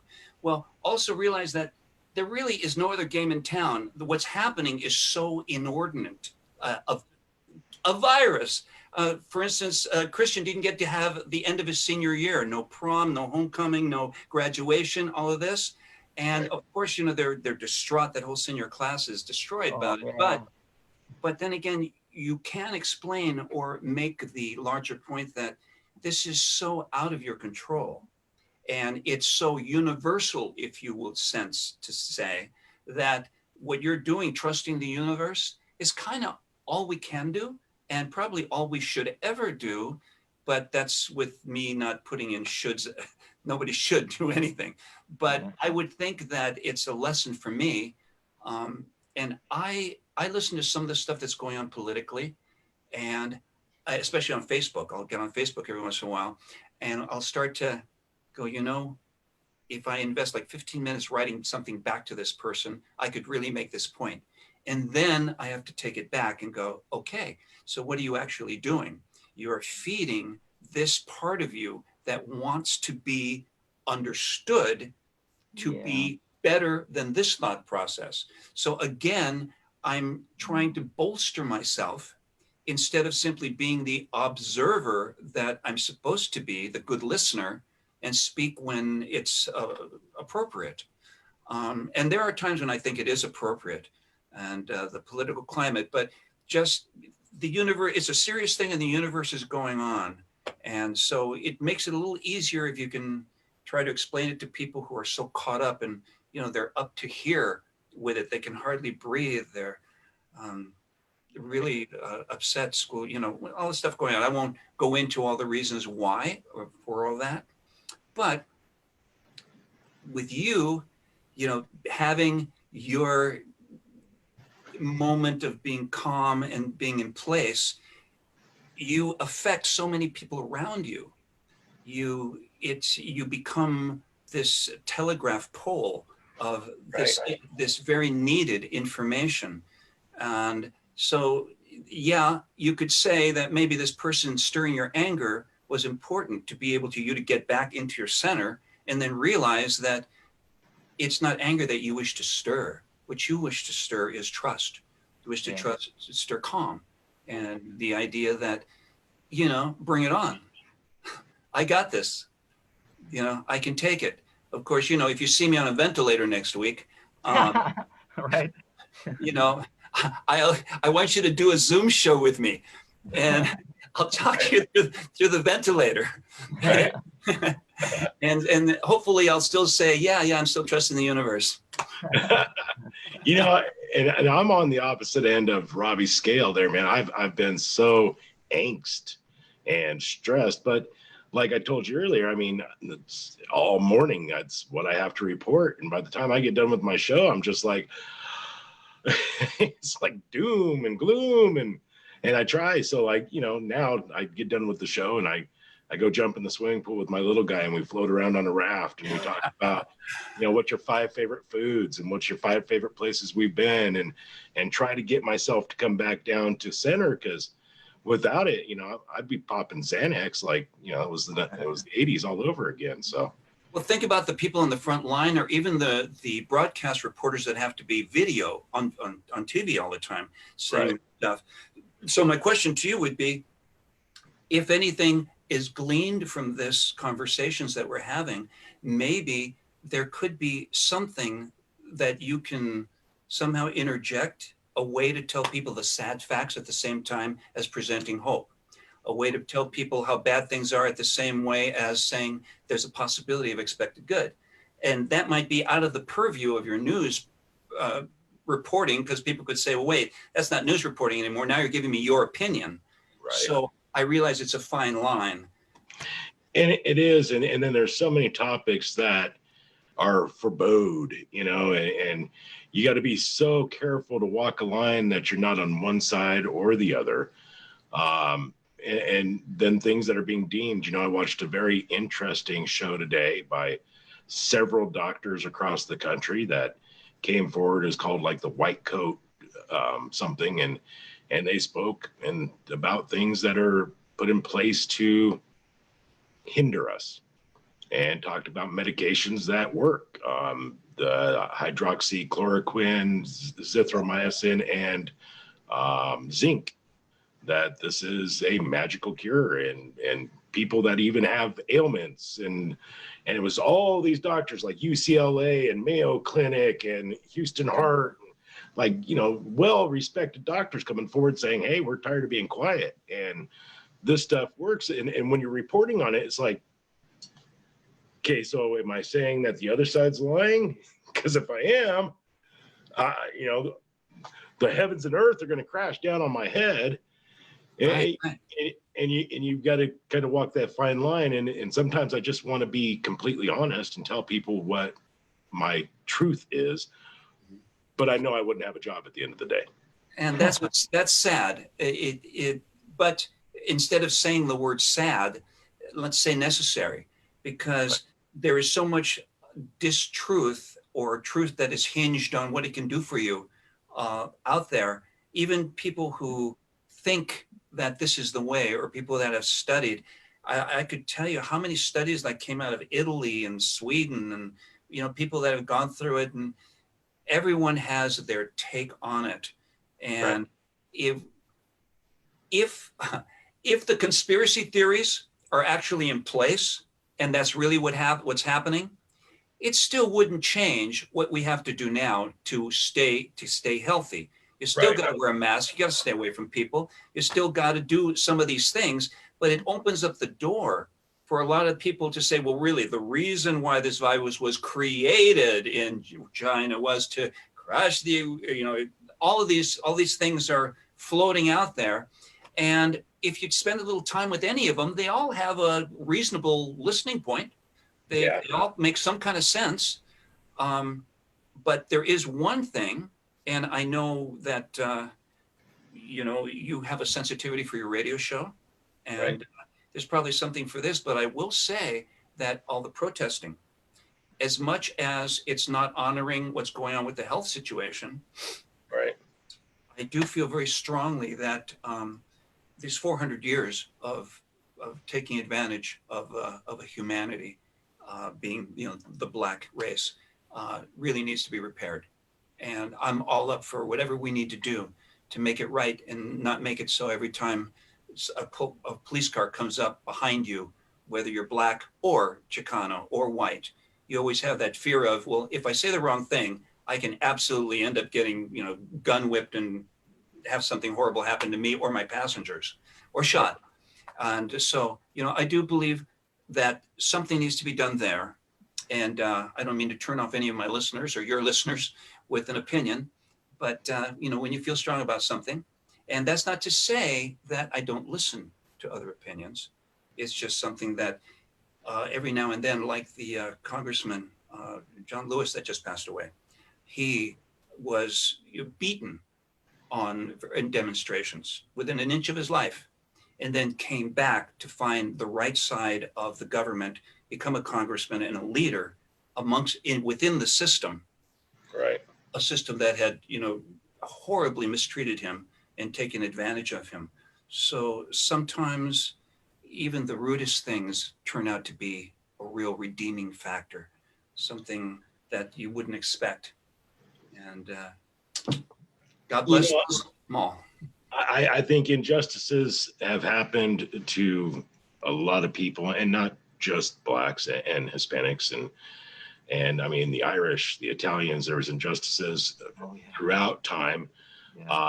I will tell you that for any man to be made to feel less is wrong. And I don't care what your skin color is. I don't care what your religion is. I don't care what you're straight, gay. It doesn't matter. To be treated as that you are not equal, or to be less of a man or a woman, or whatever the case may be, is wrong in my eyes. It's wrong in my spirituality, period. I don't agree with the hate mongering that is going on today. I can tell you that, and this isn't something I don't think I've ever shared publicly on a show or even on my show, but I spent time in prison myself. And for me to sit here and tell you that is very difficult, but first time ever in trouble with the law. And I took a prison sentence for that. And I've never in my life felt any reality of white privilege. I grew up with a single mother. I grew up dirt poor. My mom worked day and night. She was a cocktail waitress at night. She worked at other jobs during the day. And we struggled, and we lived in cockroach infested apartments, and, struggled our entire lives, didn't have a dad in the thing. And the first time in trouble, I went to prison, brother. And there was no get out of jail free card because of the color of my skin. No.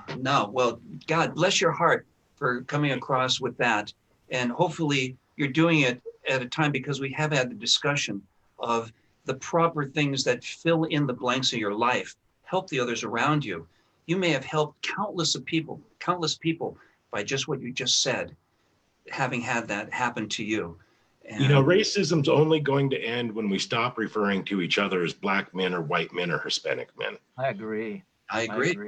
When we just start saying men, hey, I had Magic Moreno on the show last night. I don't have to talk about your ethnicity. I don't have to talk about your culture. We had Jay Lee on the other night, and fantastic human being. Yeah. You know, great actor, director, writer. I never have to go back and say, well, he's black, because that is racism. Yeah, learning how to talk about each other and to promote each other in a way that's not about this, man. I mean, because at the end of the day, this doesn't matter. What matters is what's in here, man. What matters is what's in here, and we're all from one family, one love. It's yeah. I get so tired of it. It's don't defend what happened to your culture by promoting racism towards a different race. And that's what's going on. The hatred is blanketed. And I don't understand that. So I feel bad for the things that have happened, the atrocities that have happened in this country over the years, the segregation and the birth of all of it, and what had happened in the Wilson era and the Democratic era back in the 1850s and early 1900s. It was a horrible, horrible thing that's happened in this planet. And yes, we need to make sure it doesn't happen again. Mm-hmm. Period. I completely agree with you. And you said it exactly right. That's exactly the way I think people should feel. You can leave it up to them to define themselves for you. But walking up and saying, I already have a predisposed attitude about who you are. And, and it's difficult, even from the law enforcement standpoint. I mean, they don't want to get shot. They don't want to get killed. They're, most of them, you got to believe that they're in it because they wanted to help people to start with. Right. You do understand that no matter what job you do, if you get beaten down on it enough, you tend to just, put in the time and stop being so much for the philosophical aspect of why you got into it. Right. But however it comes out, each of us has a different piece that we bring to that puzzle, I think. I'm Hispanic, I'm Spanish French. And, my mom, my dad was very complacent in a sense because my mom was the go-getter, put this business together, put that business together. My dad would, he did a number of jobs that he would give. Of course, he was the musician and very calm. And, I got a lot of my talents from my dad. But, my mom, we didn't have a lot, but she kept making something out of nothing.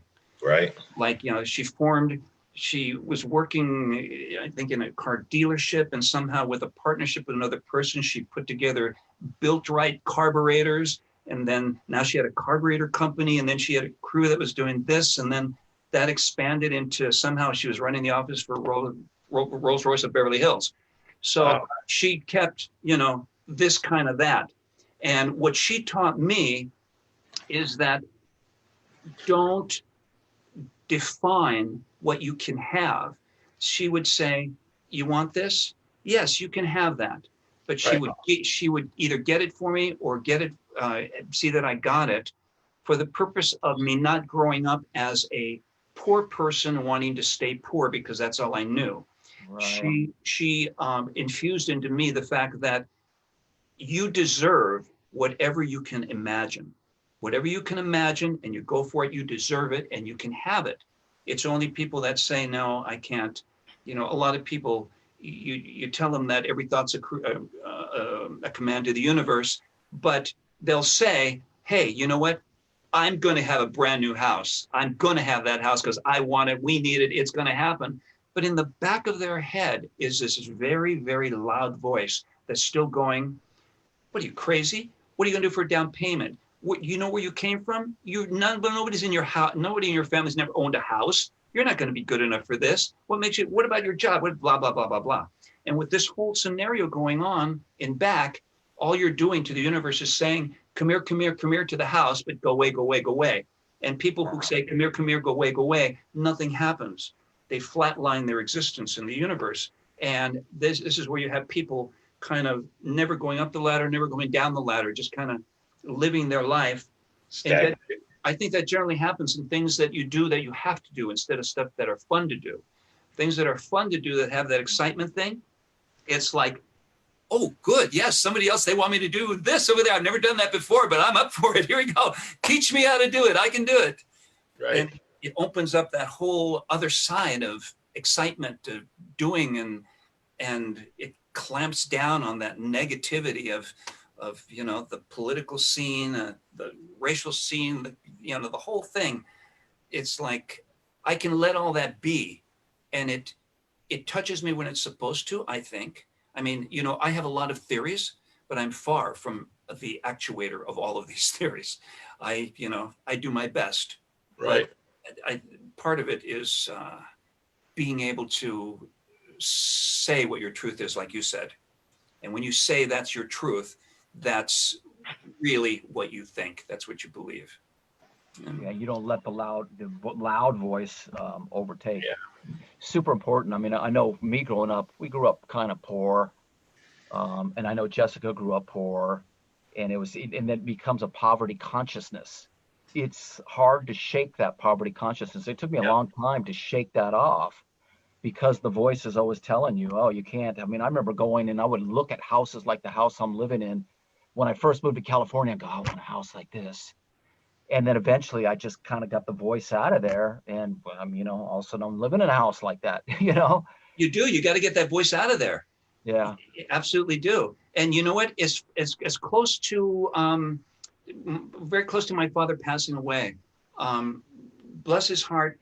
I mean, I developed into a man and stuff going on, but he still gave me the same advice as when I was a little one, when I wanted something. And he just thought it was a little over my pay grade or over what I deserved.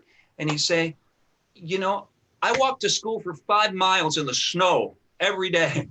It was still always making the bar down here as far as what you deserved. Or maybe I forget how my example goes. Either the bar's really high or the bar's really low, but it still brought it down to the opposite of what my mom was trying to do. She was trying to say, example, at 16, I had come out of the Mitchell Singing Boys. I now had we were doing bars 6 nighters a week, and I really wanted to buy my own B3 Hammond. Well, my dad, of course, hey, I went 5 miles in the snow. We're going to have a Hammond. We're going to argue. What are you, crazy? Blah, blah, blah. My mom said, yeah, you can have that. I'll give you the down payment. You pay me back for everything and make the payments. I paid on that organ until I was 25.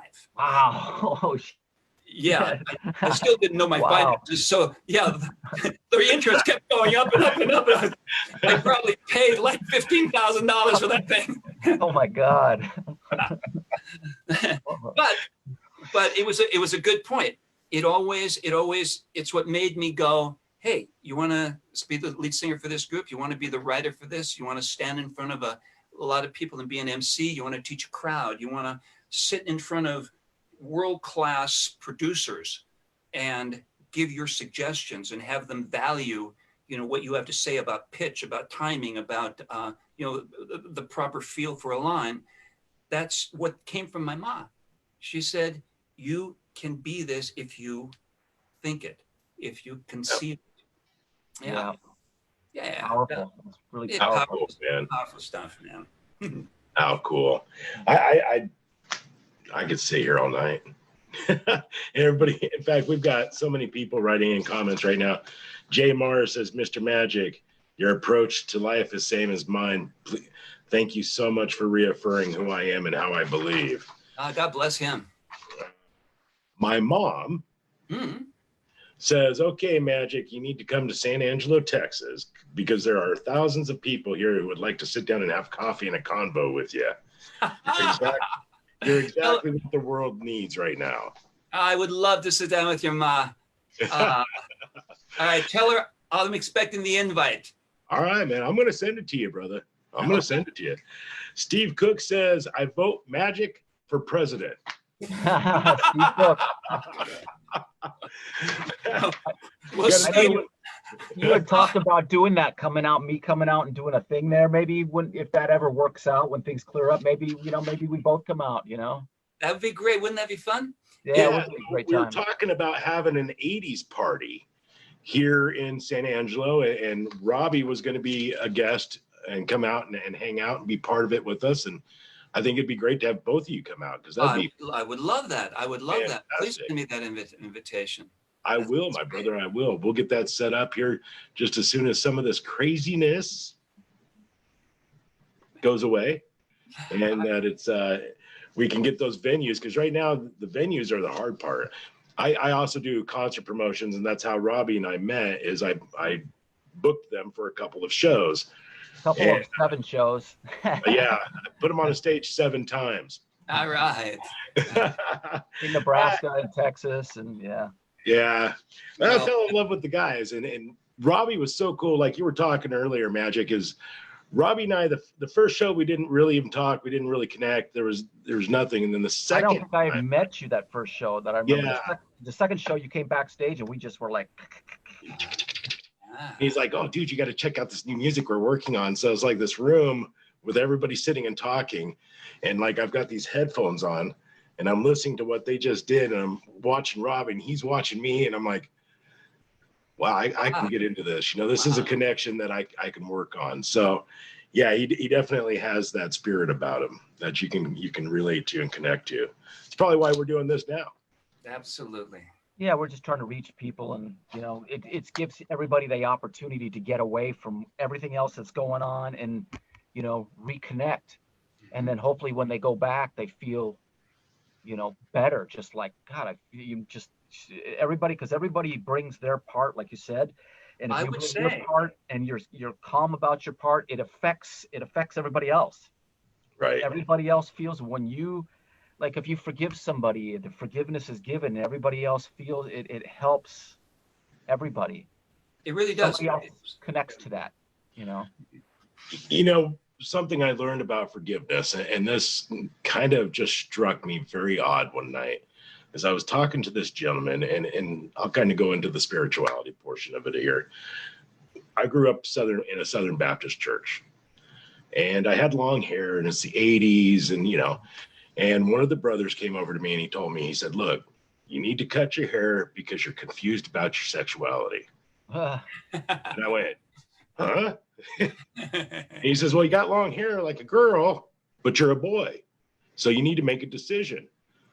And I said, "Well, that doesn't confuse my sexuality." And I said, "And doesn't Jesus right on the cross behind you have long hair?" And he goes into this fit of rage, like, "You are comparing yourself to Jesus?" And I said, "Well, yeah, you've taught me that he's my brother, right? We're both Right. sons of God. We're That's both right. creations of God. We're brothers. Oh, you blasphemer, get out of church. Don't ever come back here." Threw me out. So I kind of got away from the whole religion thing for a long time. And when I came back to it, I was filled, after I'd done my little forced vacation, I was filled with a lot of anger and hate and resentment, and wouldn't forgive things and couldn't get past those things. And I had this guy sit down to me one night and he says, "So you believe in God, right? You believe in moving forward, whatever your higher spirit is, you believe that you need to progress after you leave this planet." And I said, "Absolutely." He said, "So there's going to be an atonement, right? There's going to be a time where you're going to have to sit down and answer for the things that you've done in your life. And you're going to want forgiveness for those things." And I said, "Well, yeah." And he says, "Okay, so how do you ask for forgiveness when you're not willing to give it?" That's a very interesting thing that he said. And I would have bought into that a number of years ago, even though they are wise things to say. Right? But that whole, when he got into the forgiveness thing, especially the person that shut you down, I'll give you my take on this, and hopefully it doesn't anger you. But when he got into, you're going to have to atone for. Now, I know this is the basis for so many, many religious ideas. So his reason for why you should forgive is because you will want to be forgiven in your future. Okay, well, that's a type of anthropomorphizing of God. Now, people believe that God somehow is this white-haired guy with a big long beard. when you die, going to decide whether you go up or down. Idea. Right. And that was the idea of, just for me, tell your mom this is just from me, that that idea was just too cartoon for me. It's Right. like, how does the source of this universe that organizes down to the most minute part of an atom, to the veins in your body, to the veins in a plant, to the superstructure, just the whole width of everything, and think that that somehow is a guy, or somehow is going to have a lot in common with the personality that we have. So Right. I view it as more of the universe is a force, and that you can call that God, you can call God Bob, for all anybody cares, or for all God cares, because a being, as I would reason, as evolved as that, is not going to buy into these petty things. And if you're really a representative of this force here, living this life on your stage to be a creator being, then where does this come in that I need to be judged? I mean, we're taught not to judge. I mean, you want to assess things, but Right. not to judge. A lot of there are masters that have said that the original golden rule of the 10 commandments were actually not thou shalt not. It was thou shalt. It was a positive type thing. That's a whole other story. But long story short, I'm just saying that that person, rather than going there, might have just said that, well, I would say the key to your forgiveness is knowing to forgive yourself. That's where it all starts. You not forgiving other people has always got to start with something inside you that has become the bee in the bonnet, the little thing under the saddle of the horse, the thing that just nudges you and urges you and whatnot, because you've done something wrong and you can't get away from it, or you've done something wrong and you need somebody to absolve you of it. There is that part of you that is God, or is that force that simply says anything that you did was to make you this person, to make you become what you are. And if you had to do that, and you understand that it was, most of the time we don't like things because they hurt other people. That's what you want to forgive yourself for. But Right. when you can forgive yourself and see how this happened, how it fit into the overall scheme of things, how it has turned out right, once you forgive yourself, it makes it, how could I not forgive them? You know, I have to forgive myself first. And, you know, it might take another half hour worth of talking to make all those dots come together for you, but, you know, for that discussion. But if that's how I feel, is that you have to forgive yourself first and realize, take responsibility for it. Is I made them mad. It wasn't me being pissed at them because they're mad. I actually pushed their buttons and I made them mad, type of thing. I think it's a lot easier to take responsibility than to forgive yourself. And that's probably something I need to work on. Yeah, and this wasn't about you. This was a generalization thing. I'm very personal. I don't hide anything really from the people that I talk to. So, you know, there's a lot of things that in my own mind, I probably got to work on that way. But I Something like we all do, but I think ultimately it all comes down to love. It really is, you know, it's about that. In the end of the day, that is the you know, that's the connecting tissue. yeah. Love. Yeah. And yeah, if you can exude that, they say that's the language of the universe. Yeah. That's what makes sense. Have you ever heard the theory of upward spiral and downward spiral? Where, No. say for instance, here's a downward spiral. I get pissed at my car because the check oil light just went on and I've really got to be somewhere, but I know I'm going to blow up my car if I keep driving. Hold on That's a downward spiral. Okay, so yeah. upward spiral. So something's going in a downward way. Okay. Then you get mad where you stop because you're pissed off already, and you say something to the guy that says, "Hey, look, I'm about to close. I can't, blah, blah." So again, it goes downward. And then because your emotions are negative, it goes to create the next negative thing. And your emotions are next negative. So you do this spiral all the way down. As you follow it with anger, it creates a thing. Your unhappiness, it creates a thing. And it gets out of control. Or you break the path and you start an upward spiral by, I forgive myself. I understand that had I had stopped at the right time to get this wouldn't have been with the car. And God bless you, sir. I realize this is your time off. I don't expect you to stay. When you start to do that, the upward spiral it inspires people like this guy who wants going to work on your car. Yeah, I was going to go home, but you're so nice. Okay, come on. Or something else. Somebody shows up unexpectedly. Hey, look, I'm going that way. I can give you a ride. So you see the upward spiral takes off once you break that emotional non-forgiveness or emotional anger point. Does that make any sense? Do you understand that? It totally makes sense. There's actually two things that have happened, and I won't mention who or what, but recently where I've been texting with somebody and all of a sudden it's just getting negative, and it's like back and forth. And I broke the spiral by saying something extremely positive and changing it. In one case, just straight out telling the guy, hey man, I still love you, or something along those lines. And all of a sudden it completely changed everything. The tone all of a sudden started doing the upward spiral. And it happened in both situations. I realized that, you know what?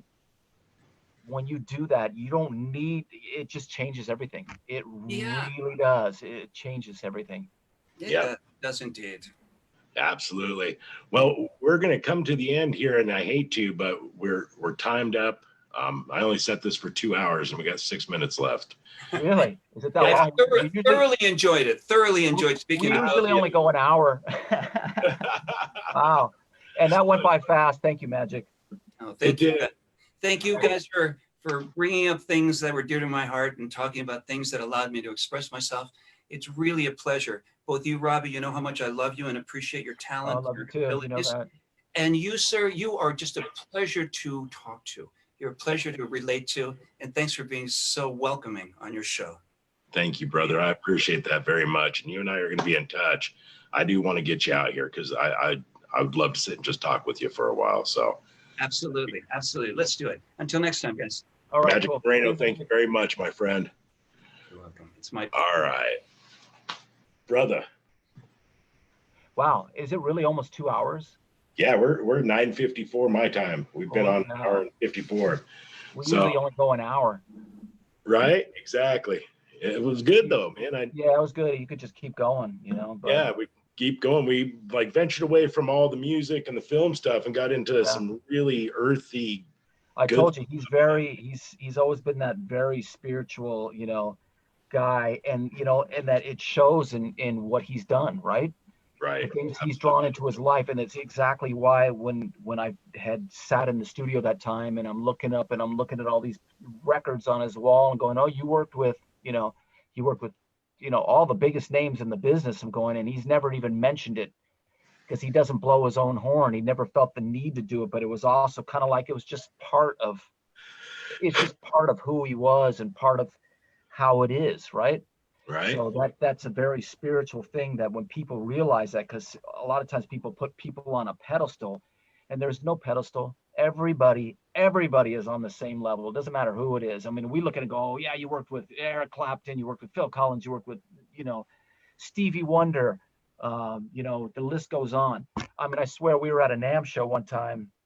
Stevie Wonder's there and he's got an entourage that's just huge. You can't get near him. Magic walked straight through the entourage and right up to him. It was like the C's part. It was like, but it's the consciousness. You see what his consciousness is like. It's like, nobody questioned him. Nobody anything. Walked up. Hey, wow, really? Right. But see, I was looking at it like, wow. But then I also understand that it's that consciousness that it's, it's not that it's a big deal, but it's not a big deal. You know what I mean? Everybody's. No, he's definitely a beautiful human being, and he's got a great energy about him, and I can't wait to talk more with him, my brother. I really can't. Yeah, maybe that'd be great if we did the thing you were talking about and bring him out, and I'd come out with him. I mean, I'd probably be sitting listening to him talk most of the time because he's got a lot more good stories to tell than I do. A lot more. We'll have and I'm okay with that. Absolutely. So big shout out to Backbeat Music and Media Jaw for sponsoring the show. I hate to end it. We got 3 minutes left. We do have to pick a top fan, Robbie.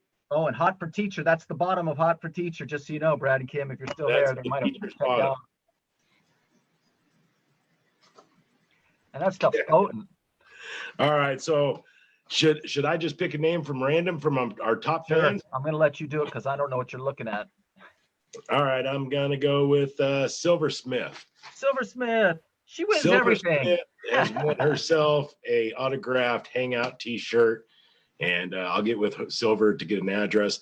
Those T-shirts that you guys have ordered, the amazing, over-the-toply, lovely Hangout shirts, should be in the next couple of days, and those orders will be sent out. So if you haven't gotten yours, get in touch with me. You know what? And Silver deserves it because she's a kind person. And if you look at her Facebook page, it says, what does it say on there? I can't quote off the top of my head, but it's something like "be kind." Yeah, It's like, gotta dig on that, man. you're right, dig right? on that. Why not? Right. So It's no easy matter to do, I think. right, no matter who you are, we don't care. We love you anyway, and let's just keep this thing. Anyway, Huh? anyway. We love So- you anyway. We don't care Anyway. anything about it. We love you anyway. So next week, who do we have next week? Who do we have next week? Is it Marriott? We have Stuart Marriott. Oh, wow. Okay. Marriott. That's one of those names, brother. You just Marriott. Or is it that Jimmy guy? No, it's Jimmy Cummings next week. Oh, Jimmy Cummings is next week? Okay. Production's my production's my wife, by the way. You can spank her later. Yeah, and I will. I bet you will. We I'm got Jimmy counting on Cummings. you. I won't call you from my bedroom and ask you how to set up the adult movies, though. Yeah, sorry. That was awkward, brother. Hey, man, help me out. Look over this way. Quick story. I set up a fire stick for Rob. Hey, easy. So Jimmy Cummings is coming next week.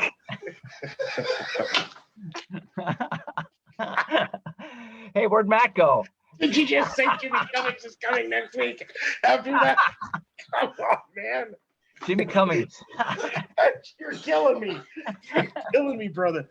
I'm going to call you here in just a minute. We'll see you guys next Don't week. do that. Jimmy Cummings. I love you all, man. Peace out.